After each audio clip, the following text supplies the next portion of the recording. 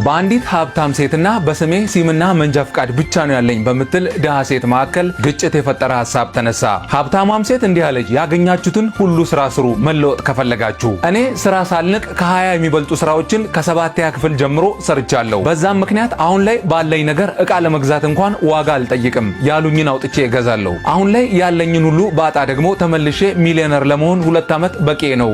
ሁሉንም ስራ ሳትመርጡ ስሩ ትላለች። ደሃዋም ሴት መልሳ እንደዚህ አለች፣ እኔም በ13 ዓመቴ ነው ትምህርቴን እየተማርኩ ስራ የጀመርኩት። አሁን ላይ 26 ዓመቴ ነው። ዱባና እንቁላል ከመሸጥ ጀምሬ መካኒክ፣ ከዛም መንጃ ፍቃድ አውጥቼ የአምቡላንስና የአንበሳ ባስ ሹፌርም ሆኜ ሰርቻለሁ። በስሜ ግን ሲምና መንጃ ፍቃድ ብቻ ነው ያለኝ። አሁን አረብ አገር ነኝም ትላለች። የስራ ብዛት ህይወት አይለውጥም ለማለት ፈልጋ እኚህን ሁለት ሴቶች ለማስታረቅ ይህን ሐሳብ አነሳው። ይህን ቪዲዮ ተመልከቱ። ሁለቱ ህፃናት የተሰጣቸውን እኩል ኳስ ባሊ ውስጥ ቀድሞ ከቶ በጨረሰ ይወዳደራሉ። ሁለቱም ኳሱን በራሳቸው መንገድ መክተት ይጀምራሉ። አንደኛው ህፃን ግን ማንም ሰው በማይጠብቀው መልኩ ቀድሞ ሰርቶ ጨርሶ አሸናፊ ሆነ።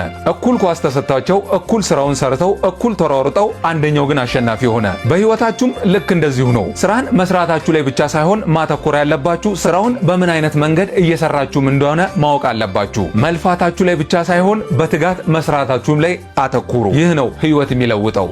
በብልሃት እንኑር።